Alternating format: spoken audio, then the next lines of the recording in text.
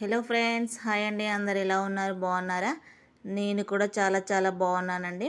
ఈరోజైతే మనం ఆకాకరకాయలతో చేస్తున్నామండి. ఆకాకరకాయలతోనే ఫ్రై అయితే చేస్తున్నాము. ఇదైతే టేస్ట్ అయితే చాలా బాగుంటుందండి. మీరు కూడా తప్పకుండా చేయండి నేను చెప్పిన ప్రాసెస్లోనే. చూడండి, ఇవైతే అరకేజీ ఉన్నాయండి ఆకాకరకాయలు. వాటితోనైతే మనం ఫ్రై చేస్తున్నాము. వాటిని సన్నగా కట్ చేసుకున్నామండి. 4 భాగాలుగా కట్ చేసుకున్నాము గింజలు తీసుకొని.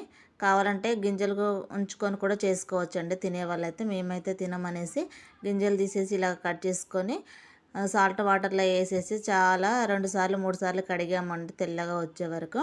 తర్వాత అయితే ఒక ప్యాన్ పెట్టుకున్నామండి. ప్యాన్ పెట్టేసుకొని ఆయిల్ వేసుకుంటున్నాం. చూడండి, ఆయిల్ వేసుకోవాలండి. ఇలాగా ఆయిల్ వేసుకున్నాక కొద్దిగా ఆయిల్ వేడయ్యాక జీలకర్ర వేసామండి. చూడండి, జీలకర్ర కూడా వేసాక మనం శనగపప్పు వేసాము. చూడండి, శనగపప్పు కూడా కొద్దిగా వేగాలండి. మనకి వేగిన తర్వాత ఆనియన్స్ ఏం వేయట్లేదు, మనము డైరెక్ట్గా ఆకాకరకాయలే వేస్తున్నాము. చూడండి, ఇలాగ ఆకాకరకాయలు వేసేసి మనమైతే ఫ్రై అయితే చేయాలండి. ఇలాగ కలుపుకుంటూ ఫ్రై చేయాలి. ముందుగానే సాల్ట్ అయితే వేయొద్దండి. మనము సాల్ట్ వేస్తే ఏంటంటే మనకు ఫ్రై అవ్వదండి, మనకి మగ్గిపోతాయి, కర్రీ లెక్క అవుతుంది. అందుకోసమే మనము సాల్ట్ అయితే వేయట్లేదు. సాల్ట్ వేయకుండా ఇలా క్యాప్ పెట్టుకోకుండా మనమైతే వేయించుకోవాలండి. ఇలాగా చూడండి, మనం క్యాప్ పెట్టకుండానే వేయించుకోవాలి.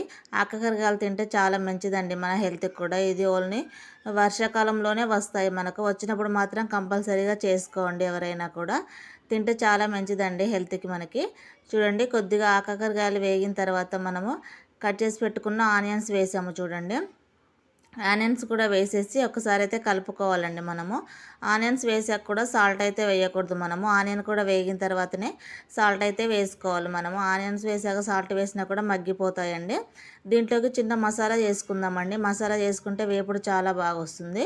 చూడండి, దానికోసం నేను శనగపప్పు ఉంటుంది కదండి, శనగపప్పు వేసాను. పుట్నాల పప్పు అండి ఇదైతే. 2 గుప్పలు వేసాను. కారం కూడా వేసాను. చూడండి, కారం కూడా 1.5 స్పూన్ అయితే కారం వేసాను. కారం కూడా వేసాక మనము సాల్ట్ వేసుకోవాలండి. చూడండి, కర్రీకి సరిపడినంత సాల్ట్ అయితే వేసాం మనము. సాల్ట్ కూడా వేసేసుకోవాలండి. వేసుకున్నాక 4-5 ఎల్లిపాయ రెబ్బలు ఉంటాయి కదా, అవి కూడా వేసుకోవాలి పొట్టు తీయకుండానే. చూడండి, వేసుకొని మనం మిక్సీ పట్టుకోవాలండి. అంతలోపు చూడండి, ఇక్కడైతే మనకు ఆనియన్స్ కూడా వేగిపోయాయి, ఆకాకరకాయ కూడా వేగిపోయిందండి. చూడండి, పసుపు వేస్తున్నాం. మనం పసుపు కూడా వేసుకొని కలుపుకోవాలి ఒకసారి. పసుపు వేసుకొని కూడా కలుపుకోవాలండి. మనము కలుపుకున్న తర్వాత అయితే సాల్ట్ కూడా వేసుకోవాలి. మనము కొంచెం అందులో వేసాం కాబట్టి మసాలాలో కాకరకాయలకు పట్టడానికి కొంచెం సాల్ట్ కూడా వేసామండి. వేసాక చూడండి, ఇప్పుడైతే మన పొడి అయితే ఇలాగా రెడీ అయిపోయింది, పుట్నాల పొడి. చూడండి, పుట్నాల పొడి అయితే వేస్తున్నామండి. మనము పుట్నాల పొడి కూడా వేసుకొని కలుపుకోవాలి. అంత రెడ్గా రాలేదండి మనకు. సో మనకి రెడ్గా లేదనేసి నేనైతే కొంచెం కారం కూడా వేసానండి. చూడండి, కారం కూడా వేసేసి స్పైసీ ఎక్కువగా ఉండదనేసి కొంచెం కారం కూడా వేసుకున్నానండి.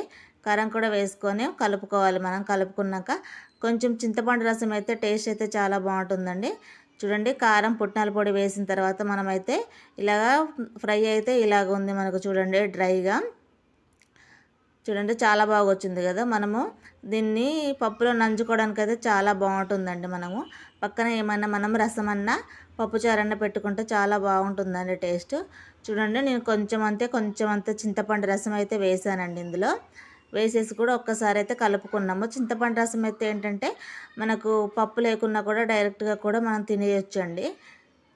బాగా డ్రైగా ఉండదు కొంచెం. అందుకోసం అయితే నేను చింతపండు రసం కూడా వేసేసి బాగా కలుపుకున్నానండి. చూడండి, ఒక 5 నిమిషాలు కలుపుకున్న తర్వాత అయితే ఇలా రెడీ అవుతుందండి. ఓకే అండి, కర్రీ అయితే రెడీ అయిపోయింది. చూడండి, నేనైతే కొన్ని కారపొళ్ళు అయితే తీసుకున్నాను బయటికి వెళ్ళినప్పుడు. ఇదైతే మునగాకు కారం, ఇది ఉల్లి కారం అండి. ఫ్రైలలో వేసుకుంటే చాలా బాగుంటుంది. ఇప్పుడు చేసిన కాకరకాయ ఫ్రైలో కూడా వేసుకోవచ్చండి మనము. ఇవండి చెర్రీ పండ్లు కూడా హెల్త్కి చాలా మంచివి. ఇవి ఏం వడియాలనుకుంటున్నారు మీరు ఒకసారి చెప్పండి. లాస్ట్లో నేను చెప్తాను అవి ఏం వడియాలనేది.